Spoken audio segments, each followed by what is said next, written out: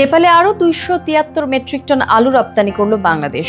দেশের একমাত্র চতুর্দেশীয় স্থলবন্দর বাংলাবান্ধা দিয়ে পাট, ওষুধ, ইলেকট্রনিক পণ্য সহ বিভিন্ন পণ্যের পাশাপাশি আলুও রপ্তানি করা হচ্ছে।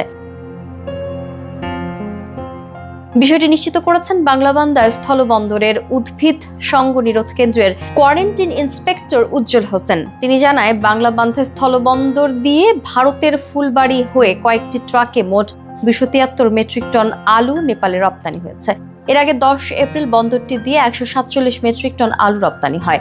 এ নিয়ে মোট ৪,৪৯৪ মেট্রিক টন আলু নেপালে রপ্তানি হলো।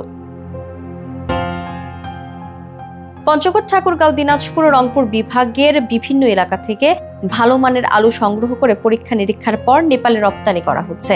Things to supply, Hussain enterprise, Swadhin enterprise সহ বেশ কয়েকটি রপ্তানিকারক প্রতিষ্ঠান নেপালে আলু রপ্তানি করছে। বাংলাবান্ধা ল্যান্ড পোর্ট লিমিটেডের ম্যানেজার আবুল কালাম আজাদ বলেন, বাংলাবান্ধা স্থলবন্দর দিয়ে নিয়মিত বিভিন্ন পণ্য আমদানি রপ্তানি হয়। নতুন পণ্য হিসেবে আলু রপ্তানি হচ্ছে। এতে ব্যবসায়ী ও কৃষকরা যেমন লাভবান হচ্ছেন, তেমনি সরকারও রাজস্ব পাচ্ছে।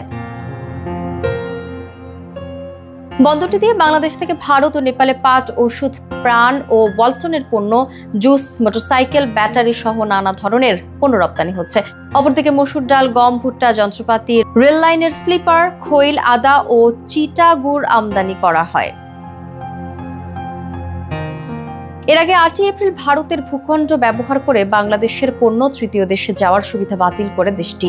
এতে ভুটান, নেপাল ও মিয়ানমারের সঙ্গে বাংলাদেশের দ্রুত ও স্বল্প খরচে বাণিজ্য করার পথ বন্ধ হয়ে গেলেও এই স্থলবন্দরটি দিয়ে নেপাল ও ভুটানের সাথে বাণিজ্যিক কার্যক্রম অব্যাহত রয়েছে।